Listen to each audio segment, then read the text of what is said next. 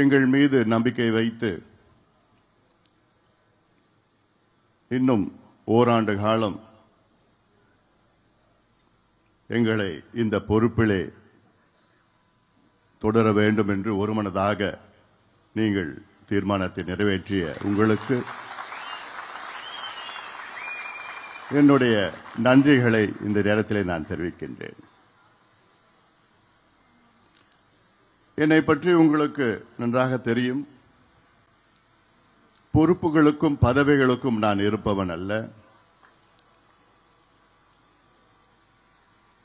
என் மீது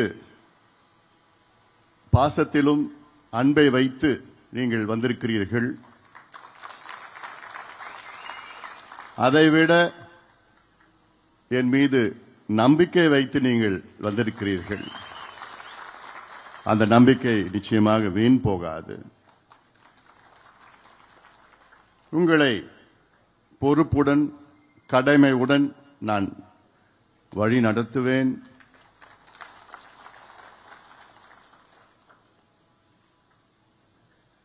நம்முடைய இனமான காவலர் சமூக நீதி போராளி மருத்துவர் ஐயா அவர்கள் நம்முடைய வழிகாட்டி. அவர்தான் எல்லாம். நம் இயக்கம், நம் கட்சி, இந்த சமுதாயம், அவருடைய கொள்கைகளை நாம் பின்பற்றுகின்றோம். மருத்துவர் ஐயாவுடைய பல லட்சியங்கள், பல கனவுகள், அதை நாம் எல்லோரும் சேர்ந்து நிறைவேற்றுவோம். அதில் மிக முக்கியமானது வன்னியர்களுக்கு தனி ஒதுக்கீடு வேண்டும். தமிழ்நாட்டிலே சாதிவாரி கணக்கெடுப்பு நடத்த வேண்டும்.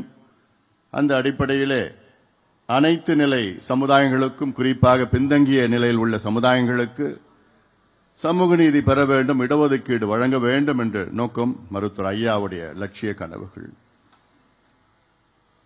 அதுபோன்ற கனவுகள் எல்லாம் நாம் இணைந்து நாம் நிறைவேற்றுவோம்.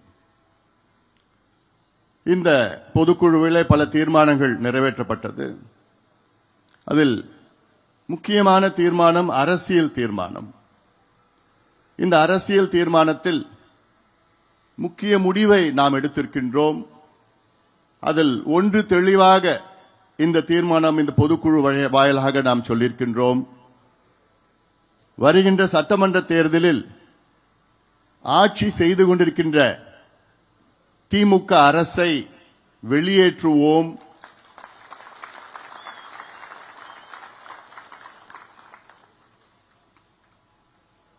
திமுக ஆட்சியை வீட்டுக்கு அனுப்புவோம் என்று அரசியல் தீர்மானத்தை ஒருமனதாக நாம் நிறைவேற்றியிருக்கின்றோம். ஆம், நமக்கு 2 இலக்குகள் இருக்கிறது.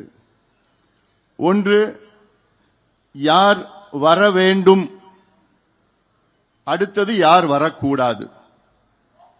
இப்பொழுது நம்முடைய ஒரு இலக்கு யார் ஆட்சிக்கு வரக்கூடாது என்று தெளிவுபடுத்திவிட்டோம், முடிவாக இருக்கின்றோம்.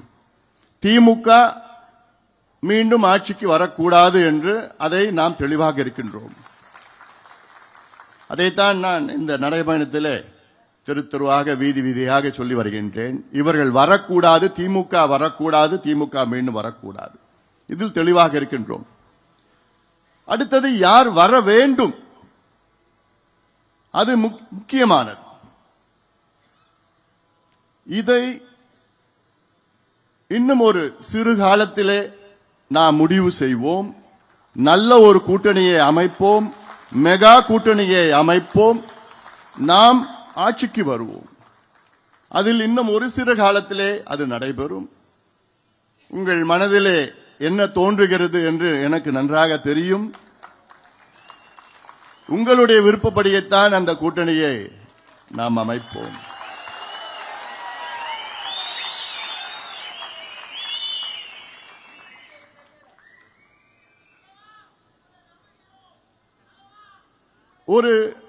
எனக்கு முன்பு பேசியவர்கள் ஒரு சிலர் சொன்னார்கள், தமிழ்நாட்டிலே நம்முடைய வாக்கு விகிதம் 6 விழுக்காடு 7 விழுக்காடு. ஆனால் அந்த நேரத்தில் நாம் கூட்டணிக்கு சென்று ஒரு காரணத்தால் தான் அவ்வளவுதான் நாம் பெற முடிந்தது. அதற்கு ஒரு எடுத்துக்காட்டு, இப்போ இந்தியாவிலே தேசிய அளவில் மொத்தம்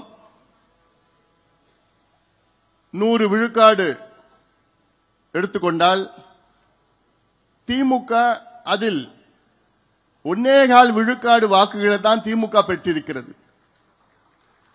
தேசிய அளவில் நீங்கள் பார்த்தீர்கள் என்றால் திமுக வெறும் 1.25 வாக்குகள் தான் பெற்றிருக்கிறது. 1.25% வாக்குகள் தான் பெற்றிருக்கிறது. ஆனால் ஒரு மாநிலத்தை ஆளுகின்ற திமுக 40 எம்பிக்கள் வெற்றி பெற்றிருக்கிறது. ஆனால் இந்த சதவீதத்தை பற்றி பெரிதாக நீங்கள் அதை மனதில் வைத்துக் கொள்ள வேண்டாம். அதேதான் பாட்டாளி மக்கள் கட்சியும் 6 விழுக்காடு 7 விழுக்காடு என்றால் நம்முடைய வாக்குகள் நெருக்கத்தில் இருக்கிறது. ஒட்டுமொத்தம் மக்கள் வாக்களித்தால் நிச்சயமாக நம் 40, 50, 60 சட்டமன்ற உறுப்பினர்கள் வைத்தால் நாம் ஆட்சி நம்முடைய ஆட்சி தான். இது எத்தனையோ உதாரணங்கள் இந்தியாவில் இருக்கிறது. அதை நோக்கி நாம் பயணிக்க வேண்டும். நம்மேல் முதலில் நாம் நம்பிக்கை வைக்க வேண்டும். வருகின்ற அடுத்த ஒரு 6 மாத காலம் கடுமையாக நீங்கள் உழைக்க வேண்டும். ஒற்றுமையாக உழைக்க வேண்டும். நம்பிக்கையோடு உழைக்க வேண்டும்.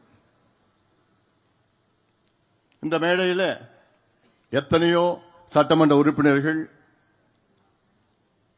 முன்னாள் நாடாளுமன்ற உறுப்பினர்கள், முன்னாள் சட்டமன்ற உறுப்பினர்கள், முன்னாள் பெருந்தலைவர்கள், சேர்மன் இந்த மேடையில் மட்டுமல்ல இங்கே இருக்கின்றீர்கள்.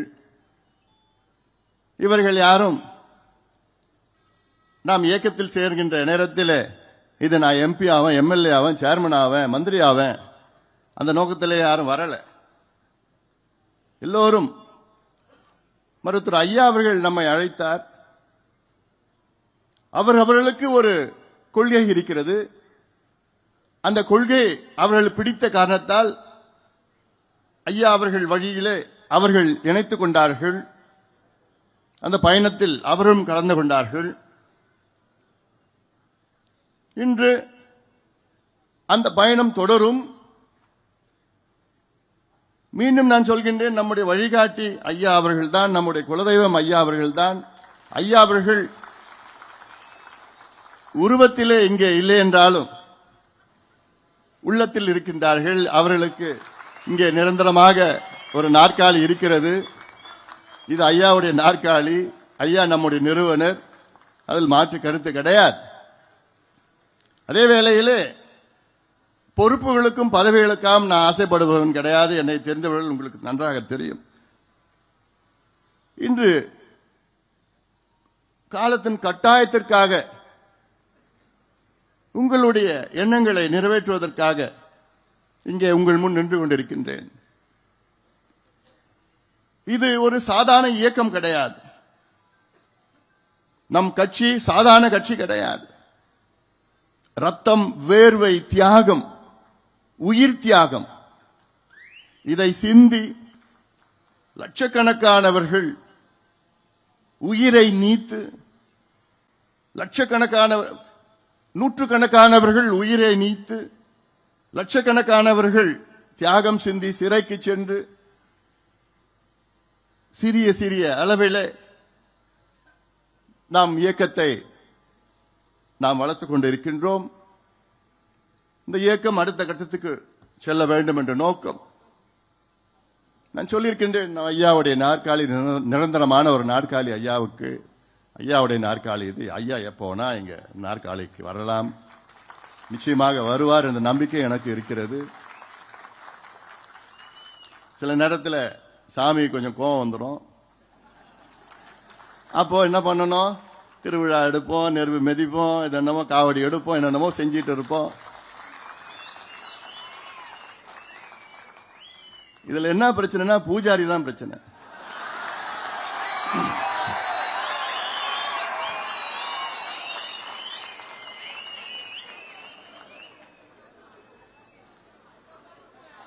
நம்ம என்னென்ன செய்யறோமோ செய்யறோம், சாமிக்கு என்னென்ன வழிபாடு செய்யறோமோ செய்யறோம். ஆனா அந்த பூஜாரி இடையில கொஞ்சம் தடை. அதேதான் இன்னைக்கு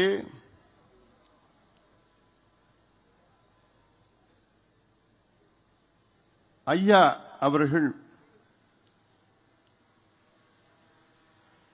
ஒரு தேசிய தலைவர்,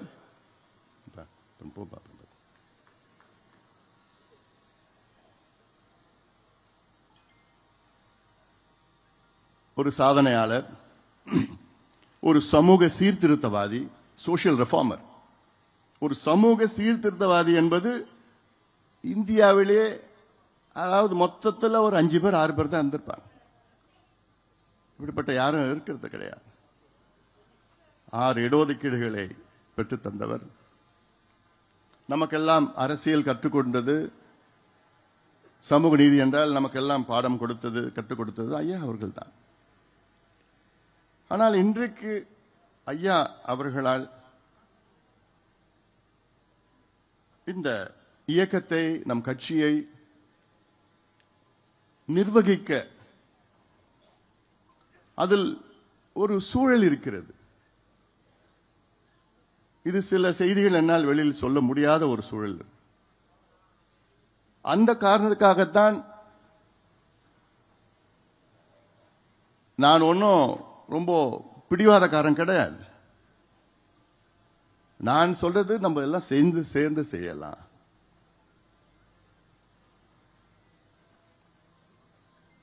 இதுவே ஒரு 5-6 ஆண்டுகளுக்கு முன்பு இப்படி ஒரு சூழல் இருந்ததுன்னா நான் யோசிக்கவே போறது கிடையாது. எனக்கு இந்த பதவி, பொறுப்பு, அது இதெல்லாம் நிச்சயமா என் மனசுல எதுவுமே கிடையாது. எனக்கு இந்த பதவி வேணும்னா நான் 10-15 ஆண்டுகளுக்கு முன்பு நான் இப்ப கேட்டு வாங்கிட்டு இருப்பேன். நான் எனக்கு அவசியமே இல்லை. அதுக்காக நான் வரல, பதவி பொறுப்புக்காக நான் வரல. நான் என்னுடைய நோக்கமே இந்த சமுதாயத்தை அடுத்த கட்டத்துக்கு கொண்டு போகணும், சமுதாயத்தை வழி நடத்தணும். இந்த சமுதாயத்துக்காக தான் கட்சி தொடங்கினார், சமூக நீதிக்கு தான் கட்சி தொடங்கினார். அதுதான் அந்த அடித்தளம் தான்.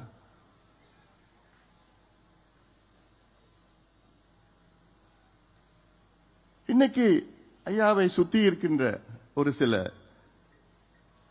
சுயநலவாதிகள் என்னன்னு சொல்றதுன்னு தெரியல. இல்ல குள்ளநெறி கூட்டமா,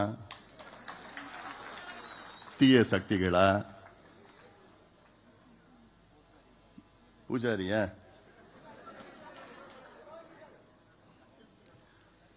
இவங்க ஒன்னும் திருப்பி மாத்தி சொல்லாததெல்லாம் சொல்லி, செய்யாத ஒன்னும் பொய்ய சொல்லி, இப்படியே சொல்லி ஒரு சில பேர், நிறைய பேர் உங்க மனசுல எல்லாம் எவ்வளவு வலி இருக்கும்னு எனக்கு தெரியுது. எனக்கு நீங்க இங்க வந்திருக்கிறீங்க, உங்க ஒவ்வொரு மனசுலயும் இந்த கண்ணு வேணுமா, இந்த கண்ணு வேணுமா என்ன சொல்லுவீங்க? 2 கண்ணு வேணும் தானே சொல்லுவீங்க. இல்ல இந்த கண்ணு தானே முக்கியம் யாராவது சொல்லுவீங்களா? உங்க வலி என்னால புரிய முடியுது. ஆனா எல்லாத்துக்கும் வேற எனக்கு வலி, அவ்வளோ வலினா தாங்கிட்டு இருக்கிறேன். நான் தூங்கியே எவ்வளவு நாள் ஆகுது. எவ்வளவு மனசுல நான் தாங்கிட்டு இருக்கிறேன், பாரங்களை தாங்கிட்டு இருக்கிறேன். ஆனாலும் அமைதியா இருக்கிற உங்க முன்னாடி நான் சிரிச்சிட்டு தான் இருக்கிறேன்.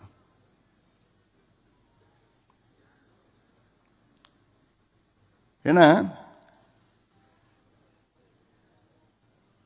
ஒரு தலை பக்கமா செய்திகள் வெளியில வந்துட்டு இருக்குது. தினம் ஏதாவது ஒரு செய்தி, தினம் நம்மளை பத்தி, என்ன பத்தி, இப்படி பண்ணிட்டான், இதை செஞ்சிட்டான், அப்படி செஞ்சிட்டான். ஆனா அதை மறுத்தோ அதை பத்தி பேசி அப்படி பண்ணனா அது அப்படி நானும் அதை பத்தி தான் பேசினேன். அப்புறம் ஐயா பேர் கெட்டு போயிடும். நம்ம இயக்கம் நம்ம சமுதாயத்திற்காக எல்லாத்தையும் நான் தாங்கிட்டு தான் இருக்கிறேன். அதனால 2 பேரும் சேர்ந்து போட்டதானே சண்டை. அது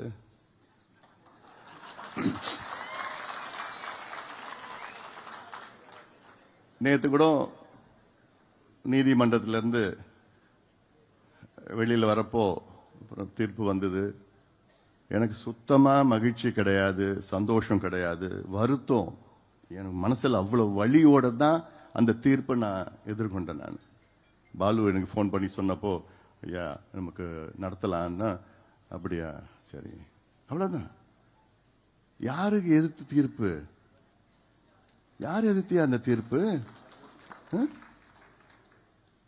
நமக்குள்ளே ஒரு தீர்ப்பா? நமக்குள்ளே எதிர்த்து ஒரு தீர்ப்பா? அது ஒரு தீர்ப்பா?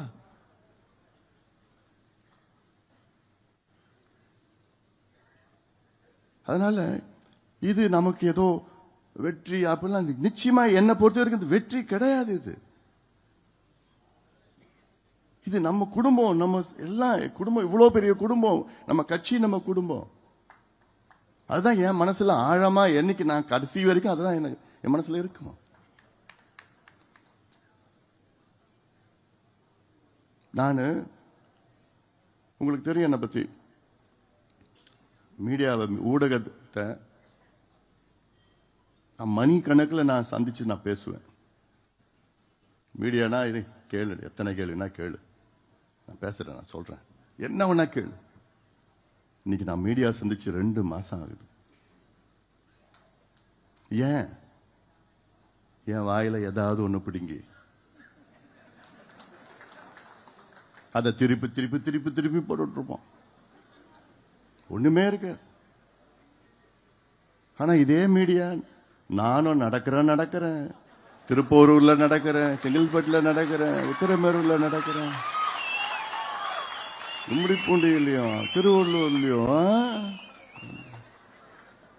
அதெல்லாம் போட மாட்டாங்க, போடுறாங்க. ஆனா அதுக்கு அதெல்லாம் அவங்களுக்கு முக்கியத்துவம் கிடையாது. திருப்போரூர்ல, திருவள்ளூர், கும்மிடிப்பூண்டி பகுதியில் பாவம் அந்த மக்கள் 1704 ஏக்கரை இழக்கிறாங்க. அதுல ஒரு அம்மா, நான் போயிட்டு வந்து அடுத்த நாள் அந்த அம்மாவுக்கு ஹார்ட் அட்டாக் வந்து இறந்துட்டாங்க. அந்த என் நிலம் 3 ஏக்கர் தான், இறந்துட்டாங்க. ஐயோ என் நிலத்தை எடுத்துக்கிறாங்களே, என் நிலத்தை. இதெல்லாம் செய்தி கிடையாது. ராணிப்பேட்டைக்கு போறேன், அங்க ஆயிரக்கணக்கான மக்கள் தினம் அந்த குரோமியம் கழிவுகளை நிலத்தடி நீர் மூலமா குடிச்சிட்டு இருக்கிறாங்க, சுவாசிச்சு இருக்கிறாங்க. பெர்மிசிபிள் லிமிட் ஆஃப் குரோமியம் வந்து 0.05 milligram per litre, 0.05 milligram per litre. ஆனா அங்க 277 மில்லிகிராம் பெர் லிட்டர் அங்க இருக்கு. அடையார் கேன்சர் இன்ஸ்டிடியூட்ல சொல்றாங்க அதிகமா கேன்சர் வர்றது ராணிப்பேட்டை பகுதியிலிருந்து வருது. ஆனா இதெல்லாம் ஒரு செய்தி ஊடக நண்பர்களுக்கு இல்லை, இதெல்லாம் செத்துட்டு இருக்கிறாங்க மக்கள். ஆனா உடனே எங்கேயாவது ஒரு பேட்டி, எங்கேயாவது ஒரு சின்ன இது இது இது இது புதாகரமாக்கி அதுல எவ்வளோ பேர் சந்தோஷப்பட்டு இருக்காங்க, எவ்வளோ பேர் சந்தோஷப்பட்டு இருக்காங்க. அதனால நீங்க தைரியமா இருங்க, நம்பிக்கையோடு இருங்கள். நான் இருக்கிறேன், உங்களுக்காக நான் இருக்கிறேன். உங்களை என்னைக்குமே நான் விட்டு கொடுக்க மாட்டேன், என்னைக்குமே உங்களை நான் விட்டு கொடுக்க மாட்டேன். காரணம் நீங்கள் போராளிகள், ஒவ்வொருவரும் நீங்கள் போராளிகள். நான் உங்களில் ஒருவன். நான் ஏதோ மேடையில் இருக்கிற மட்டும் இல்லை, நான் அங்க எனக்கு ஆசைனா நான் அங்க கீழே உட்காரணும் உங்க கூட. அதான் என்னுடைய நோக்கம், என்னுடைய ஆசை. நான் இந்த நேரத்தில் இன்னைக்கு உங்களை வழி நடத்தணும், நல்ல வழியில் வழி நடத்தணும். அடுத்த கட்டத்துக்கு நாம் செல்றோம், நம்முடைய இலக்குகளை அடைய வேண்டும், அந்த நோக்கம்தான். ஒரு சில முன்னோடிகள் கூட என்கிட்ட வந்து, ஐயா ஏன்யா பேசக்கூடாதா, பேசினா சரியா போயிடுமே. எல்லாருடைய மனசுல இருக்குதான், நிச்சயமா அது நியாயமான கேள்விதான். பேசிட்டா என்ன, பேசாம என்ன இருக்கு. நான் 1 முறை 2 முறை கிடையாது, 40 முறைக்கு மேல நான் பேசியிருக்கிறேன். நான் பேசாமலாம் இல்லை, நேத்து கூட நான் பேசியிருக்கிறேன். நான் எல்லாரையும் வச்சுட்டு, குடும்பம் வச்சு பேசிட்டு இருக்கிறோம், உறவுகள், நண்பர்கள், தெரிஞ்சவர்கள், நம்ம வெல் விஷர்ஸ் சொல்வார்கள், இவங்க எல்லாரையும் வச்சு நான் பேசிதான் இருக்கிறேன். ஆனா என்ன, காலையில் ஐயா சரின்னு சொல்லுவாரு, அப்புறம் நம்ம பூஜாரி இருக்காங்கல்ல, இவனுங்க போய் அங்க போய் இல்லை அப்படின்னு சொன்ன அடுத்த நாள் காலையில் இல்லை நான் அப்படி சொல்லலைன்னு சொல்லி, அப்புறம் 3 நாளுக்கு அப்புறம் மறுபடியும் பேசி கெஞ்சி இல்லை என்ன, நான் எனக்கு என்ன வேணும், எனக்கு ஐயாவோட மானம் மரியாதை அதுதான் நமக்கு, அதோட நமக்கு என்ன இருக்குது. அதை நம்ம இழக்கிறது, நம்ம அது என்ன, ஐயாவோட மான மரியாதை இழந்துட்டு அப்புறம் நம்ம எதுக்கு இருக்கணும். அப்புறம் எல்லாத்தையும் நான் ஏத்துக்கிட்டேன், எல்லாத்தையும் ஒத்துக்கிட்டேன் நான். சரி, அப்புறம் மறுபடியும் இவங்கெல்லாம் சொல்லி குழப்பம் பண்ணி இல்ல வேணாம் முடியாது. கடைசியில் என்ன, இப்ப என்ன கொஞ்சம் நாளுக்கு முன்னாடி இல்ல நிர்வாகிகள்லாம் இப்ப கட்சி நிர்வாகிகளை 2 பேரும் சேர்ந்து கையெழுத்து போடுவோம்னு சொன்னது ஒத்துக்கிட்டாரு. 10 நாளுக்கு 15 நாளுக்கு முன்னாடி ஒத்துக்கிட்டார். இப்ப நாளுக்கு கொஞ்சம் 5 நாள் 6 நாள் இல்ல நான் மட்டும் தான் போடுவேன்.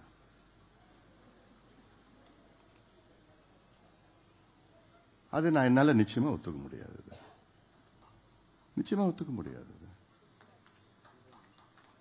ஏன்னா அது உள்ள நான் போக விருப்பம் இல்லை எனக்கு. அது எனக்கு எல்லாமே சேர்ந்து பண்ணணும். அது ஒரு கட்சி, ஒரு இயக்கம். சில பேர் சொன்னாங்க மேடையில் கூட, நிரந்தர தலைவர்.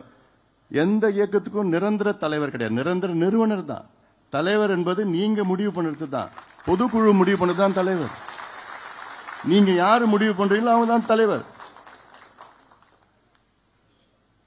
நம்ம கட்சி ஜனநாயக கட்சி. இதுல நீ தான் தலைவர், நீ தான் பொதுச் செயலாளர், நீ தான் பொருளாளர், நீ தான், அதெல்லாம் இல்ல. நம்ம கட்சி டெமோக்ராட்டிக் பார்ட்டி, பொதுக்குழு. நீங்க தான் நம்ம கட்சியினுடைய பலம். நீங்க தான், you are the most powerful people இந்த பார்ட்டி. பொதுக்குழு நீங்க முடிவு பண்ணாதான். நீங்க கடந்த முறை என்னை தேர்வு செய்தீர்கள், 3 ஆண்டு காலம் எனக்கு கொடுத்தீர்கள். இன்று இன்னும் 1 ஆண்டு காலம் எனக்கு மீண்டும் தலைவர் பொறுப்பை நீங்கள் கொடுத்திருக்கிறீர்கள். அதனால இதெல்லாம் ஏன்னா எனக்கு என்னன்னா, எனக்கு எவ்வளோ ஒரு பக்கம் எனக்கு கஷ்டம், வருத்தம், தூக்கம் இல்லை, என் கண்ணெல்லாம் பார்த்தாலே தெரியுது. என்ன கேட்பேன், என்னப்பா இவ்வளோ சூப்பரா எவ்வளோ இழைச்சிட்டேன்னு கேட்பேன். நான் இழைக்கல, அது தானா இழைச்சிச்சு. ஏன்னா காலையில எழுந்தா இதுதான் ஞாபகம், தூங்குறப்போ இதுதான் ஞாபகம். என்னடா சில நேரத்தில் என்னடா நம்ம பண்ணிட்டு இருக்கிறோம், என்ன யார் கூட இந்த நேரத்துல களத்துல திமுகவை எதிர்த்து எவ்வளவு நம்முடைய கோபம், வேகம், உணர்வு, உழைப்பு, ரத்தம் எல்லாமே அவங்க எதிர்த்து அவனை விரட்டி அடிக்கணும்னு அந்த வேகத்துல நம்ம இருக்கணும், இன்னைக்கு களத்துல இருக்கணும். ஆனா நமக்குள்ள பதிவு போட்டுக்கிட்டு, நமக்குள்ள வழக்கு போட்டுக்கிட்டு, நமக்குள்ள பேசிக்கிட்டு, விமர்சனம் செஞ்சுக்கிட்டு, நமக்குள்ள பேட்டி கொடுத்துக்கிட்டு,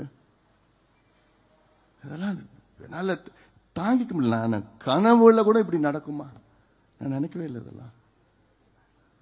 ஆனாலும் ஏன்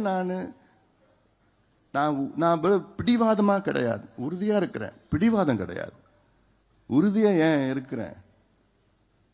இது நம்முடைய அமைப்பு. இந்த அமைப்பு, நான் மீண்டும் சொல்றேன், இது ரத்தம், வேர்வை, தியாகம் சிந்தி வளர்ந்த இயக்கம். இது ஏதோ ஒருத்தர் பண்ணது கிடையாது. எல்லாமே இங்க மேடையில் இருக்கிறவங்க, நீங்க வீட்டில் இருக்கிறவங்க, கிராமத்தில் இருக்கிறவங்க, பாரு நம்ம மூத்தவர்கள், அவங்க தான் நம்ம முன்னோடிகள் சொல்றாங்களா, அவங்க தான் எல்லாமே. அப்ப அந்த காலத்தில் எல்லாமே உழைச்சு வச்சு வந்தது. அவங்களுடைய கனவு, உங்களுடைய கனவு எல்லாமே அடுத்த கட்டத்துக்கு போனோம். அதுதான் என்னுடைய நோக்கம். ஒரு சில சுயநலவாதிகள் அவங்க இதை வச்சுட்டு சம்பாரிச்சு, இதை வச்சுட்டு அது பண்ணோம் இது பண்ணோம்னா அதெல்லாம் நிச்சயமா நான் அதுக்கு வழி விட மாட்டேன். அதனாலதான் நான் உறுதியா இருக்கிறேன். பிடிவாதமா நான் இல்லை, உறுதியா இருக்கிறேன், அவ்வளவுதான். நிறைய என்னால சொல்ல முடியல, சொல்லணும்னு ஆசை, அதனால இது சொல்ல முடியல. சில பேர் தனிப்பட்ட முறையில் நான் சொல்லியிருக்கிறேன், அவ்வளவுதான். அவங்க புரிஞ்சிட்டு இருக்காங்க. அதனால மீண்டும் சொல்றேன், நான் நம்ம எல்லாம் ஒன்றாக களத்தில் இருப்போம். உங்களை எல்லாம் இன்னைக்கு பார்க்கறதுல எனக்கு ரொம்ப ரொம்ப சந்தோஷம். அவ்வளோ எனக்கு மனசுல அவ்வளோ உற்சாகம் எனக்கு. ஏன்னா நீங்க தான் கட்சி, நீங்க மற்றவர்களே வழி நடத்துவீர்கள். இங்க வந்திருக்கிறீங்க பொதுக்குழு உறுப்பினர், நீங்க தான் நம்ம கட்சியினுடைய அடுத்த கட்டத்தில். நம்ம கீழே இருக்கிறவங்க எல்லாமே நம்ம வழி நடத்தணும். நம்ம 2வது தீர்மானம் என்ன தீர்மானம்?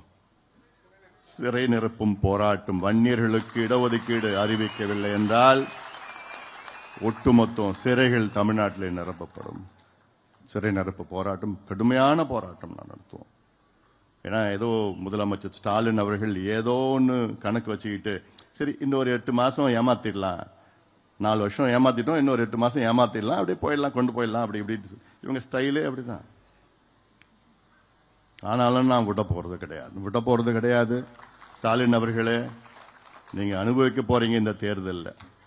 அது மட்டும் எனக்கு தெரியுது. ஒழுங்கா கொடுத்துடுங்க, ஒழுங்கா கொடுத்துடுங்க. இப்ப கூட லேட் ஆகல. நாங்க கேட்கறது நியாயமா கேட்டோம். உச்சநீதிமன்றம் தீர்ப்பு வந்து 1226 நாள் ஆகிறது. இந்த தீர்ப்பில் தெளிவா சொல்லியிருக்கிறாங்க, தமிழ்நாட்டில் வன்னியர்களுக்கு உள்ஒதுக்கீடு கொடுக்க எந்த தடயம் கிடையாது. இதற்கு நீங்கள் சாதிவாரி கணக்கெடுப்பு நடத்தணும்னு அவசியமும் கிடையாது. இருக்கிற தரவுகளை சேகரித்து நியாயப்படுத்தி கொடுங்கள்.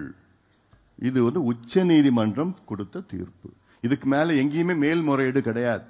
உச்ச நீதிமன்றத்துக்கு மேல யாரும் கோர்ட்டுக்கு போக முடியாது. அப்படிப்பட்ட உச்ச நீதிமன்றமே தீர்ப்பு கொடுத்துட்டு பண்ணுங்க. அந்த தீர்ப்பை வைத்து தான் இப்பொழுது பிற்படுத்தப்பட்ட ஆணையம் பேக்வர்ட் கிளாஸ் கமிஷனா அமைச்சாங்க. அந்த பேக்வர்ட் கிளாஸ் அமைச்சுக்கிட்டு அதுல வந்து ஒரு ஜிஓ பாஸ் பண்றாங்க. என்ன, உச்ச நீதிமன்றம் தீர்ப்புல 68 பேராகிராஃப் 73 பேராகிராஃப் வைத்துத்தான் இதற்கு வன்னியர்களுக்கு உள்ஒதுக்கீடு கொடுக்க பரிந்துரை செய்யுங்கள். எவ்வளவு நாள்ல? 3 மாசம். நாங்க உற்சாகமா இருந்தோம். 3 மாசத்துல வந்துடும் ஐயா, எப்படியாவது இந்த பிள்ளைங்களுக்கு படிப்பு கிடைச்சிடும் ஐயா, எப்படியாவது வேலை கிடைச்சிடும், டிஎன்பிசில வந்துடும், எப்படியாவது வந்துடுவாங்க டாக்டர், சந்தோஷமா இருக்கு. 3 மாசம் சரி பரவாயில்ல. அப்புறம் பார்த்தோம் உற்சாகம் 3 மாசம் நெருங்க. ஒரு முறை நம்ம முதலமைச்சர் போய் கேட்டேன். இப்ப பாக்குறப்போ இது 3 மாசம் சொல்றீங்களே, இது நெருக்கம் வந்துடுச்சு, இன்னும் முடியல. இல்ல இது முடிஞ்சது. அடுத்தது வந்தா கூட நான் ஒரு ஸ்பெஷல் அசம்பிளி செஷன் வைக்கிறேன், ஸ்பெஷல் செஷன் வைக்கிறேன் சொல்றாரு முதலமைச்சர். என்கிட்ட சொல்றாரு, ஓ இதெல்லாம் நான் நம்பினேன். நான் எவ்வளோ இப்ப தெரியுது. நம்பி பரவாயில்லப்பா, சிஎம் வந்து வன்னியர்களுக்கு இடஒதுக்கீடு கொடுக்க ஸ்பெஷல் செஷன் வைக்கிறேன்னு சொல்லிட்டாரு. எல்லாம் வெளியில சொல்லிட்டு இருந்தேன். அப்பதான் தெரியுது ஆப்பு வச்சுட்டாரு. அதன் பிறகு 3 மாதம், அப்புறம் பிறகு பார்த்தா 3 மாதம் இல்ல 6 மாதம் எக்ஸ்டென்ஷன், அப்புறம் இன்னொரு 6 மாசம், அப்புறம் இன்னொரு 6 மாசம், 2 வருஷம் போயிடுச்சு. பேக்வர்ட் கிளாஸ் கமிஷனுடைய பதவி காலமே 3 வருஷம் தான். 2 வருஷம் போயிடுச்சு. இப்ப 2 வருஷம் போன காலத்துல இப்ப என்ன பண்ணிருக்காங்க, ஒரு வாரத்துக்கு முன்னாடி என்ன பண்ணிருக்காங்க அரசாணை, என்னன்னா ஓராண்டு கால நீடிப்பு. அவங்க பொறுப்பு பதவி காலம் இருக்கிறதே 6 மாசம் தான். இவங்க ஆனா கொடுக்கிறது ஓராண்டு கால நீடிப்பு. அப்ப என்ன அர்த்தம்னா, இந்த எலெக்ஷனுக்கு முன்னாடி வந்துடக்கூடாது. இந்த எல்லாமே எலெக்ஷனுக்கு பிறகு. நீங்க இருக்க போறது இல்ல எலெக்ஷனுக்கு பிறகு. உனக்கு எதுக்கு அந்த வேலை எல்லாம்? அடுத்தது நாங்க தான் வர போறோம், நாங்க பாத்துக்க போறோம். இவ்வளோ ஒரு ஏமாத்தி, இவ்வளோ ஒரு பித்தலாட்டம். இது ஏதோ ஜாதி பிரச்சனை இல்லையா, இது தமிழ்நாட்டின் முன்னேற்ற பிரச்சனை. It is not a cost problem, it is Tamil Nadu's developmental problem. இவ்வளோ பெரிய ஒரு சமூகம், 18 விழுக்காடு மக்கள் தொகை உள்ள ஒரு சமூகம். இந்த சமூகம் முன்னேறினால் தமிழ்நாடு முன்னேறும். சிம்பிள் எக்கனாமிக் ஃபார்முலா, சாதாரண ஒரு ஃபார்முலா, லாஜிக். ஆனா இந்த சமுதாயம் வளரக்கூடாது, இப்படியே அடிமையா இருக்கணும், குடிகாரனா இருக்கணும், கஞ்சா பயன்படுத்தணும், படிப்பறிவு இல்லாம இருக்கணும், குடிசையில வாழணும், ஆடு மாடு மேய்க்கணும், ஓட்டு மட்டும் போடணும். தேர்தல் வந்ததுன்னா பாட்டிலும் காசும் கொடுப்பாங்க, ஓட்டு போட்டுட்டு இவங்க ஆட்சியில இவங்க குடும்பம் சந்தோஷமா இருக்கணும், கொள்ளடிச்சிட்டு இருக்கணும். தான் காலகாலமா இதே போன்ற பட்டியலின சமுதாயம், தாழ்த்தப்பட்ட சமுதாயம், இந்த 2 சமுதாயங்களும் ஏமாத்தி இந்த திமுக ஆட்சிக்கு வந்தது. இந்த 2 சமுதாயங்களும், வன்னியர் சமுதாயமும் பட்டியலின சமுதாயமும், வருகின்ற சட்டமன்ற தேர்தலிலே முழுமையாக திமுகவை புறக்கணிக்க வேண்டும், முழுமையாக புறக்கணிக்க வேண்டும். ஏனால் இந்த 2 பெரிய சமுதாயங்களுக்கு தொடர்ந்து துரோகங்களை ஸ்டாலின் அவர்கள் செய்து வருகின்றார்கள். நான் கேட்டேன், ஒரு மேடை போடுங்க ஸ்டாலின் அவர்களே, நான் வரேன், அந்த மேடையில் பொது விவாதம் செய்வோம், நான் விவாதத்துக்கு வருகின்றேன், சமூக நீதி பற்றியோ அல்லது வன்னியர்களுக்கு இடஒதுக்கீடு பற்றியோ, பட்டியலின மக்களுக்கு என்ன செய்தீர்கள் என்று எல்லாத்துக்கும் நான் வரேன், தயாரா இருக்கிறேன். நான் தனியா வரேன், நீங்க வாங்க, உங்களுக்கு நேரம் இல்லையா, உங்க அமைச்சர்களை அனுப்புங்க, அவங்களுக்கு நேரம் இல்லையா, உங்க கட்சியில யாராவது அனுப்புங்க, நான் வரேன், தனியா வரேன், விவாதம் பண்ணுவோம். நிச்சயமாக அவர்களால் சமூக நீதி பற்றி பேசுவதற்கு கூட திமுகவுக்கு தகுதி இழந்துவிட்டது. தகுதி இல்லாத ஒரு கட்சி. சமூக நீதியின் விரோதிகள் திமுக, சமூக நீதியின் துரோகி திமுக, வன்னியர்களின் துரோகி விரோதிகள் திமுக. இன்னும் போக நீங்க பார்க்க போறீங்க எவ்வளவு வன்மம் இந்த சமுதாயத்தின் மேல, எவ்வளவு வன்மம். பட் ரோட்ல, ஆலந்தூர் பட் ரோடு இருக்குது. அந்த பட் ரோட்ல வன்னியர் சங்கம் ஒரு ஆபீஸ் ஒன்று இருக்குதாங்க. இது 40 ஆண்டு காலமாக அந்த வன்னியர் சங்கம் அலுவலகம் இருக்கு. பழைய பில்டிங், வெள்ளக்காரன் காலத்தில் கட்டின பில்டிங். அந்த பில்டிங்ல என்னன்னா அந்த பிள்ளைங்க படிச்சுட்டு இருக்கிறாங்க. அங்க தங்கறது சென்னையில் எங்கேயும் இல்லைன்னா அங்க போய் தங்கி படிப்பாங்க. அங்க இருக்கிற இந்த டிஎன்பிஎஸ்சி குரூப் 1 அதுக்கு ப்ரிப்பேர் பண்ணுவாங்க, இல்ல வேலைக்கு போவாங்க, இல்லாட்டி அங்க ஏதோ படிச்சுட்டு இருக்காங்க இந்த பிள்ளைங்க. அதுக்கு அந்த பயன்படுத்திட்டு இருக்காங்க. இதை மூடணும், இதை இழுத்து மூடணும், இதை அபகரிக்கணும் அப்படின்னு வன்மமாக செயல்பட்ட திமுக. சாதாரணமா சொல்ல, வன்மமா எவ்வளவு பேர் வச்சிருக்கிறாங்க. 40 ஆண்டு காலமாக அந்த சொத்தை நம்ம பயன்படுத்திட்டு வரோம். அத 200 போலீஸ் நினைச்சு பாருங்க.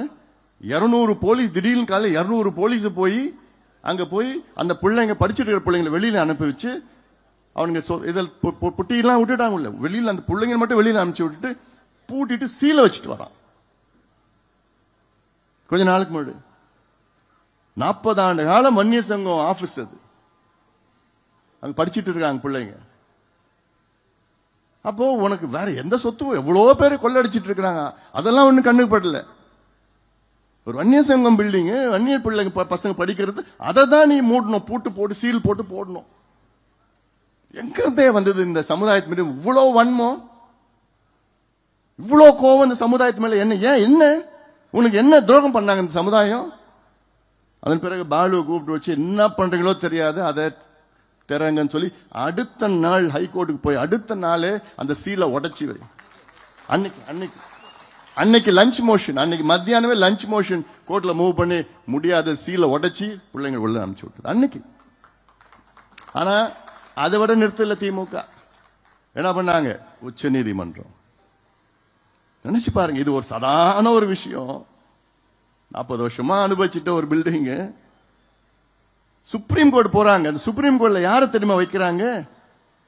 Attorney general of India. Attorney general of இந்தியானா யாருன்னா இந்தியாவின் தலைமை வழக்கறிஞர். இந்தியாவுடைய தலைமை வழக்கறிஞர், தமிழ்நாட்டின் தலைமை வழக்கறிஞர் அட்வொகேட் ஜெனரல்.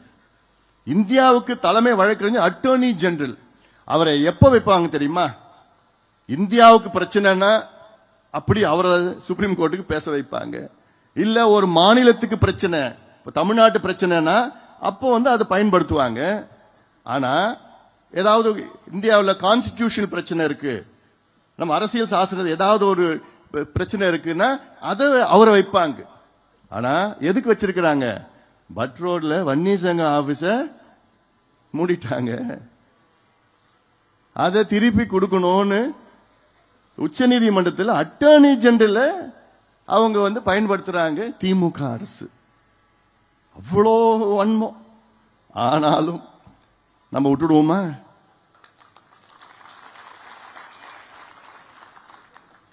நம்மளும் வச்சோம். யாரு? ஒரு நல்ல அட்வொகேட். அவ்வளவுதான் நம்மளால முடியும். ஏன்னா நியாயம் நம்ம பக்கம் இருக்கு. 4 நாளுக்கு முன்னாடி பாலு டெல்லிக்கு அனுப்பிச்சு விட்டேன், போனார், சுப்ரீம் கோர்ட்டு போனாரு. இன்னும் கொஞ்சம் ஒரு சீனியர் அட்வொகேட், அவ்வளவுதான். அவரை வச்சு சுப்ரீம் கோர்ட்ல தெளிவா சொல்லிட்டாங்க, நம்பா இது ஸ்டேட் கவர்மெண்ட் தான், இல்ல டெம்பிள் போர்டா, இல்ல கண்டோன்மெண்டா, இது எதுவும் தெரியாது. தெரிகிற வரைக்கும் வன்னியர் சங்கம் கிட்டே இருக்கட்டும்.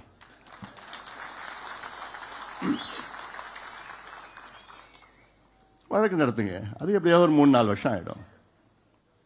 அதுக்குள்ள இவங்க இருக்க போறதில்ல. அப்போ இது மாதிரி எவ்வளோ உதாரணங்கள் இருக்கு. ஏன் இந்த சமுதாயம் என்ன உங்களுக்கு பண்ணுச்சியா? இன்னைக்கு நீங்க வச்சிருக்கிற 127 எம்எல்ஏல 23 எம்எல்ஏ அதிகமா எம்எல்ஏ கொடுத்து இந்த சமுதாயம் தான் உங்களுக்கு, திமுகவுக்கு 5 எம்பி கொடுத்துள்ள இந்த சமுதாயம் உங்களுக்கு. அப்புறம் ஏன் இந்த சமுதாயத்துக்கு நீங்க துரோகம் பண்ண நீங்க துடிக்கிறீங்க? என்ன உங்க நினைப்பு அதுல? அதனால்தான் நான் கேட்கிறேன். சட்டம் இருக்குது, அதிகாரம் இருக்கிறது, எல்லாம் இருக்குது. ஆனா மனசு மட்டும் ஸ்டாலின் அவர்களுக்கு இல்ல. இந்த சமுதாயம் வளரக்கூடாது, முன்னேறக்கூடாது. இது மட்டும் இல்ல, பட்டியலின சமுதாயம் வளரக்கூடாது, முன்னேறக்கூடாது.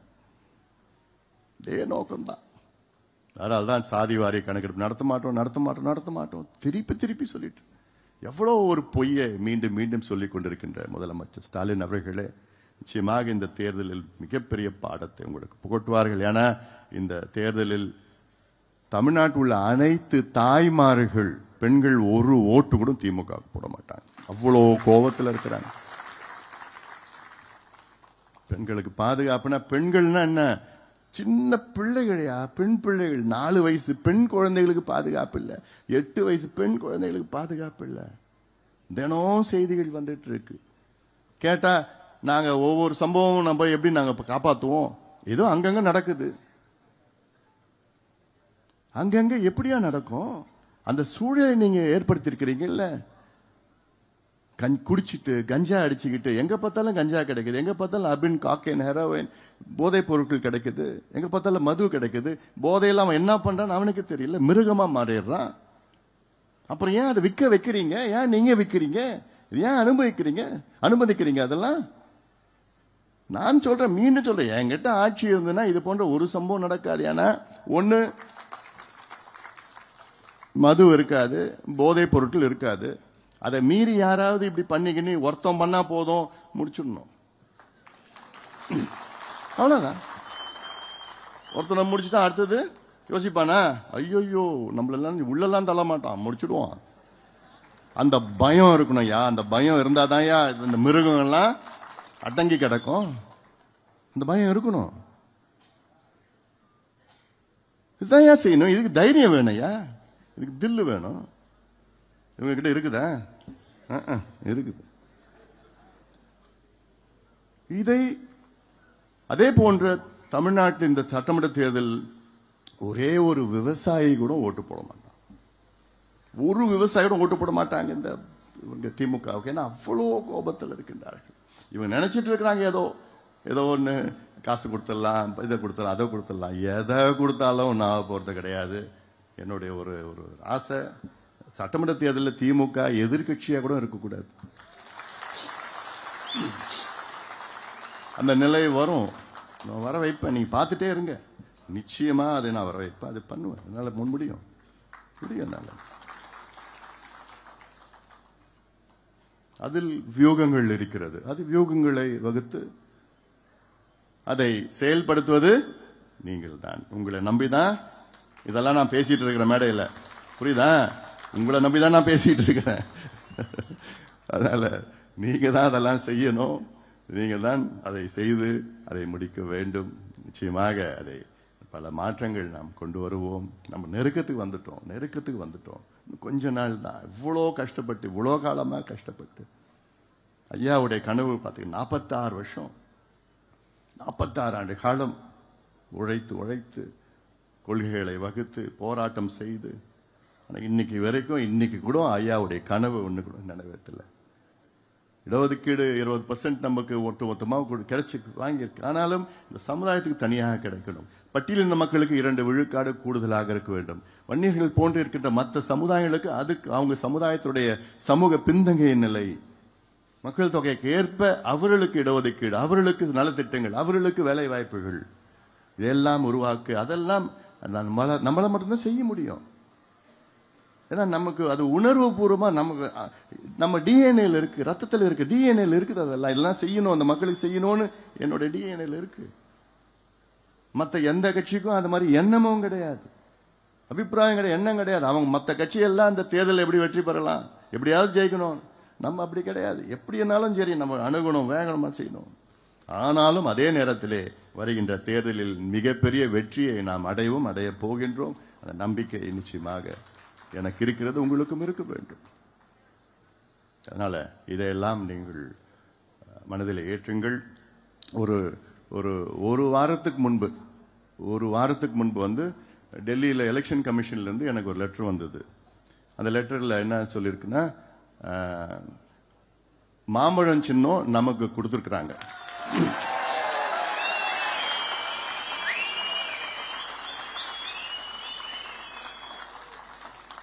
டி நகர், என்னுடைய டி நகர் ஆஃபீஸ் 10th எலக்ட்ரி டி நகருக்கு அந்த லெட்டர் வந்து அதில் நமக்கு மாம்பழம் சின்னம் நம்ம கொடுத்துருக்குறாங்க.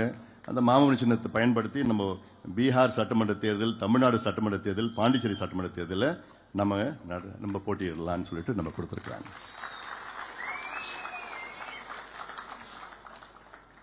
அதனால இதெல்லாம் இன்னும் எவ்வளோ இருக்குது. இதெல்லாம் இப்போ நம்ம இது இப்படிலாம் நம்ம நிறைய விஷயம் நான் வெளியில சொல்ல மாட்டேன். அதனால அன்றாடம் நடக்கும். அது என்ன நடக்கணுமோ சரியா நடக்கும். மீண்டும் நான் சொல்றேன், நம்ம வந்து இவங்க நமக்கு போட்டி, இவங்க நம்ம எதிரி, அதெல்லாம் நம்ம எதுவுமே கிடையாது. எல்லாம் நம்ம எல்லாம் என்னுடைய ஆசை விருப்பம் எல்லாம் ஒன்னா சேர்த்து நம்ம பண்ணணும். அந்த நோக்கம் விருப்பம் நமக்கு சின்ன ஒரு இடத்துல பலவீனமா இருக்கக்கூடாது. எல்லாம் வாங்க எல்லாம் வழி நடத்தி எல்லாம் ஒன்னா சேர்ந்து நம்ம ஒற்றுமையா செய்ய வேண்டும் என்ற நோக்கம், அந்த எதிர்பார்ப்பு தான் என்னிடம் இருக்கிறது. மீண்டும் சொல்கின்றேன், அந்த பிடிவாதத்திற்கு நான் பிடிவாதக்காரன் கிடையாது, உறுதியானவன். நான் உறுதியானவன், ஆனா பிடிவாதக்காரன் கிடையாது. யாராவது வந்து சொல்லி பேசி கன்வின்ஸ் பண்ண நான் கன்வின்ஸ் ஆயிடுவேன். இன்னைக்கு இருக்கிற சூழல் அப்படிப்பட்ட சூழல் இருக்கிறது. அதனால மீண்டும் பல செய்திகளை என்னால வெளியில சொல்ல முடியாது, சொல்ல போறதும் கிடையாது. ஆனாலும் அதே வேளையில என்னென்ன செய்ய வேண்டுமோ அதை நான் செய்வேன். உங்களை நிச்சயமாக ஒரு பொழுதும் நான் விட்டுக் கொடுக்க மாட்டேன். நீங்க மேடையில் இருக்கின்றவங்க யாருமே, நிர்வாகிகளும் சரி, யாரையும் நான் என்னால் விட்டுக் கொடுக்க முடியாது. அதுக்காகத்தான் இது போன்ற ஒரு சூழல் இப்போ இருக்கிறது. அதனால இதையெல்லாம் நாம் அதை கடந்து வருவோம், கடந்து நாம் செல்வோம், நம்முடைய இலக்குகளை அடைவோம், நம்முடைய கனவுகளை, ஐயாவுடைய கனவுகளை, நம் முன்னோடிகளுடைய கனவுகளை நாம் நிறைவேற்றுவோம், தமிழ்நாட்டை மீட்டெடுப்போம். அதற்காகத்தான் இந்த நடைபயணம், தமிழக மக்களுடைய உரிமைகள் மீட்பு பயணம். இந்த பயணத்தை மிக சிறப்பாக இவ்வளவு காலமா எனக்கு ரொம்ப சந்தோஷமா இருக்கு. இப்போ திருப்போரூர்ல இருந்து, அப்புறம் செங்கல்பட்டு, அப்புறம் உத்திரமேரூர், அப்புறம் காஞ்சிபுரம், ஸ்ரீபெரும்புத்தூர், அதுக்கப்புறம் வந்து மதுரவாயில் பண்ணோம், அப்புறம் அம்பத்தூர் பண்ணோம், கும்மிடிப்பூண்டி, திருவள்ளூர், அதுக்கப்புறம் வந்து திருத்தணி, அதுக்கப்புறம் வந்து சோளிங்கர், ராணிப்பேட்டை, வேலூர், வாணியம்பாடி, திருப்பத்தூர் மன்மதராசா மழையில நிக்க வச்சிட்டாரு. நல்லா என்ன நடக்கிறோம் அவ்வளவுதான். ஆனா எப்போ வேலூர் இருந்தாலும் மழை பெய்யுது, வருது நடைபயணம். நான் எல்லா ஊருக்கும் வர போறேன். நான் வர அவசியம் வருமா? எல்லா ஊருக்கும் நான் நடைபயணம் இருக்குதுமா. இப்போ இன்னும் சொல்ல போனா இப்ப இந்த பொதுக்குழுனால இப்ப இந்த ஒரு நாள் நின்று போச்சு. பொதுக்குழு முடிச்சோன்னு திருப்பி வருது நடைபயணம். தொடர்ந்து எல்லா ஊருக்கும் வரேன் நான். எல்லா ஊருக்கும், சேலத்திலயோ டெல்டாவோ எல்லா மாவட்டத்துக்கும் நான் அவசியம் வரேன். கன்னியாகுமரி போயிட்டு எல்லாம் கன்னியாகுமரி வரைக்கும் நான் போறேன் நான். அதனால எல்லா ஊருக்கும் நான் அவசியம் வரேன் நான். அதற்கு நீங்க நல்லா ஏற்பாடு பண்ணுங்க. எனக்கு ஒரே ஒண்ணு, இந்த நடைபயணத்துல என் தம்பிகளுக்கு ஒரே ஒரு வேண்டுகோள். என் தங்கைகள் எப்பவுமே நல்ல டீசெண்டா, எப்பவுமே நல்ல சந்தோஷம் இருப்பாங்க. என் தம்பிகள் என்ன பண்ணிடுறான், நடைபயணத்துல சைடுல நின்னுக்கிறான். என்ன வந்து பொதுமக்களை பார்க்க விட மாட்டான். ஆர்வமா வர்றான், சத்தம் போடுறான், கொடியை பிடிக்கிறான், எல்லாம் பண்றான். கொஞ்சோண்டு தள்ளுடா, நான் கொஞ்சம் பொதுமக்களை பார்க்கணும்டானா ஒரு 10 செகண்ட் தள்ளுவான். அப்புறம் மறுபடியும் முந்தி அடிச்சுக்கிட்டு போறான். எனக்கு வந்து பொதுமக்களை எனக்கு கொஞ்சம் பார்க்கணும், பொதுமக்களும் என்ன பார்க்கணும். எனக்கு பொதுமக்களை பார்த்து ஒரு வணக்கம் வச்சு ஒரு கை நீட்டினா எனக்கு ஒரு சந்தோஷமா இருக்கும். ஆனா அவ்வளவு ஆயிரக்கணக்கான என் தம்பிகள், என் தங்கைகள் இந்த நடைபயணத்துல கலந்துகிட்டு என் கூட அவ்வளவு வேகமா நடந்து வந்து அவ்வளவு எழுச்சியா இருக்கிறதுல எனக்கு ரொம்ப ரொம்ப சந்தோஷம் இருக்குது. அத்தனை நிர்வாகிகள் நடத்திய அத்தனை நிர்வாகிகளுக்கு என்னுடைய வாழ்த்துக்கள், பாராட்டுகள். நடத்தி நிச்சயமாக போட்டி போட்டுட்டு இங்கே கூட்டமா நாங்க இதோட அதிகமா கூட்டம், இன்னும் அதிகமா நாங்க செய்வோம்னு அந்த போட்டி நிச்சயமாக ஆரோக்கியமான போட்டியா நான் பார்க்கின்றேன். அந்த வகையில உங்களை எல்லாம் இன்று சந்திப்பதில் மிக்க மகிழ்ச்சி. நம்பிக்கையோடு செல்லுங்கள், தைரியமாக செல்லுங்கள். நிச்சயமாக நாளை நமது. அந்த நம்பிக்கையோடு நாம் எல்லாம் செல்வோம். உங்களுக்கெல்லாம் உணவு ஏற்பாடு செய்யப்பட்டிருக்கிறது. இன்னைக்கு சனிக்கிழமை, ஆனாலும் நல்ல உணவு. நானும் உங்க கூட தான் சாப்பிட போறேன். எல்லாமே அவசியமா சாப்பிட்டு, எல்லாம் அடிச்சு பிடிச்சி பண்ணாம எல்லாமே அமைதியா சாப்பிட்டு, நிறைய இருக்குது. அதெல்லாம் சாப்பிடுங்க. சாப்பிட்டுட்டு பத்திரமா வீட்டுக்கு போங்க. யாரும் அவசரமா வேகமா வண்டியெல்லாம் வாகனம்லாம் ஓட்டக்கூடாது. அமைதியான முறையில் பத்திரமா நீங்க போங்க. களத்திலே உங்களை சந்திப்போம். தைரியமாக நம்பிக்கையோடு செல்லுங்கள். நன்றி. இந்த பொதுக்குழுவை சிறப்பாக ஏற்பாடு செய்த இங்க ஏழுமலை உள்ளிட்ட அனைத்து நிலை நிர்வாகிகளுக்கும், ஏன்னா இது திடீர்னு ராத்திரி 8 மணி 9 மணிக்கு தீர்ப்பு, அதன் பிறகுதான் இந்த ஏற்பாடு இது நடக்குமா காலையில இப்படி அப்படிலாம் ஒரு நம்பிக்கை இது இருந்தது. அதை சிறப்பாக நடத்தி கொண்டிருக்கின்ற அனைத்து நிர்வாகிகளுக்கும் என்னுடைய வாழ்த்துக்கள், பாராட்டுக்களை தெரிவிக்கின்றேன். இப்பொழுது நன்றி ஏழுமலை மாவட்ட செயலர் ஏழுமலை நன்றி சொல்லுங்க.